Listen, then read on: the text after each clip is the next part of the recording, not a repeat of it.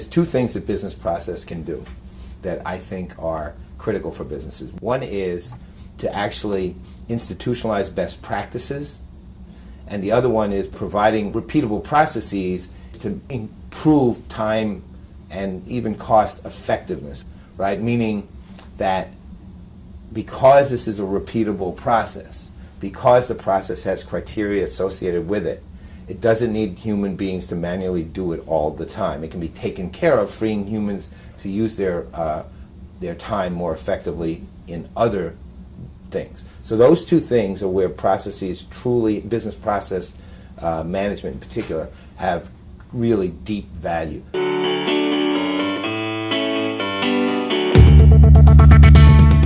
Here's the thing about CRM technologies and BPM technologies and systems, is before you do anything with any of them, you have to figure out A, who your customers are, B, what kind of strategy you have for your customers, C, what kind of programs you want for your customers, D, what that means for both the operational side, E, what that means for compliance and regulation and all those other things, F, what kind of systems are required to support that, G, what kind of technologies are required to support those systems, and all of that. Now, when it comes to BPM side of it, process side specifically, there's one thing you really must do before, again, you implement any of this stuff technologically, which is you have to take a look at every single process in your company, period.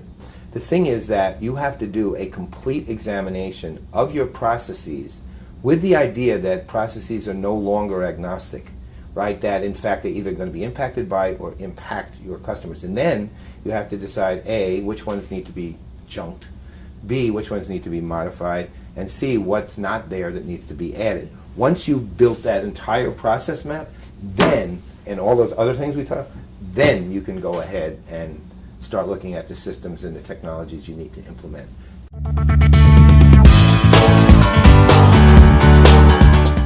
You know, when you're looking at all this data, all this information that's out there, you know, one of the things you have to look at is, what are you going to do with it when you have it? Where's it going to go?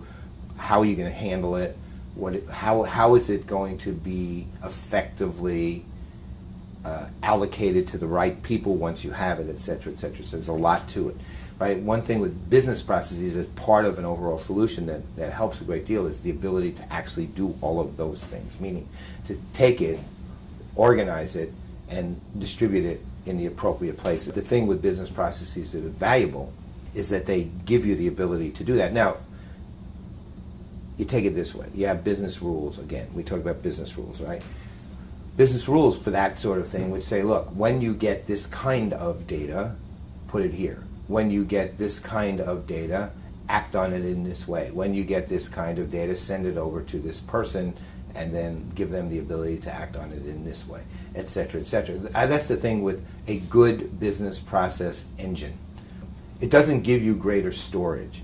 It just gives you a better way to distribute the data so that the data becomes information, the information becomes insight.